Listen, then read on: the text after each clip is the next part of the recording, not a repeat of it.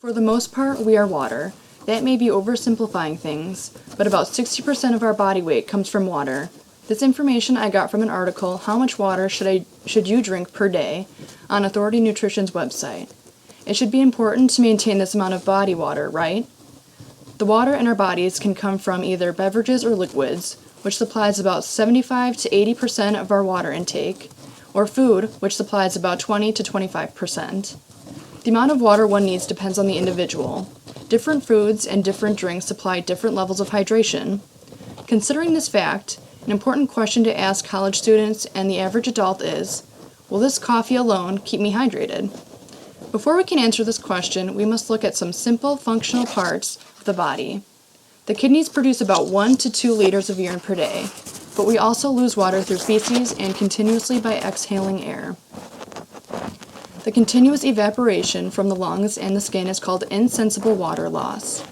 Pearson's 10th edition Human Anatomy and Physiology textbook states that the kidneys strongly favor producing 2 liters of urine per day, and depleting the storage of water left in the body increases the risk of dehydration.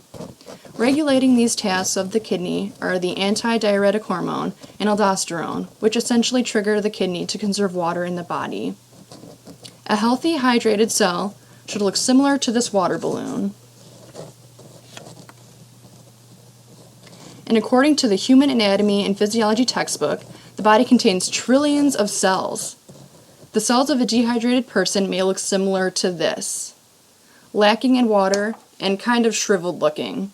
Imagine the cells in your body looking like this. What can cause dehydration are exercising without replenishing, fever, or reduced thirst. Thirst is the most important stimulus for drinking.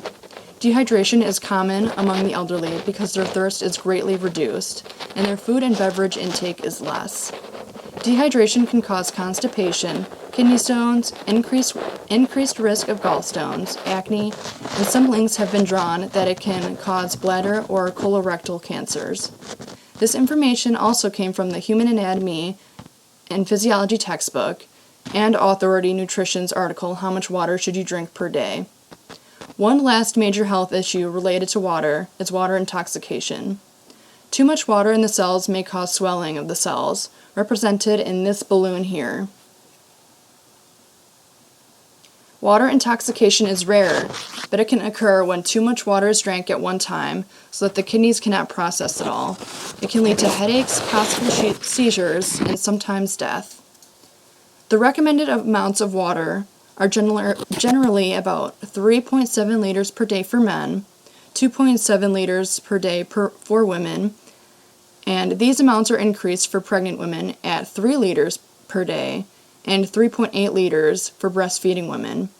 Athletes need to consume more water in respect to their gender and activity level. Besides thirst, other factors that affect the fluid balance are medications, alcohol, and caffeine. Some doctors prescribe diuretic medications to help lower blood pressure, and therefore may prescribe potassium supplements to maintain the proper balance. Alcohol and caffeine in beverages are diuretics, meaning they increase fluid loss by increasing urine production. Beverages containing caffeine have not been proven to either hydrate or dehydrate an individual, though some researchers say that there is a link between caffeinated beverages and chronic mild dehydration. To answer the question if coffee alone should provide sufficient hydration, the answer is no. Although no links have been proven between coffee and dehydration, it should not alone be used as a source of fluid intake. It is recommended that we obtain our hydration from multiple sources: food, beverages, and of course, water. It is vital to maintain water levels in the body. After all, most of our body weight is water.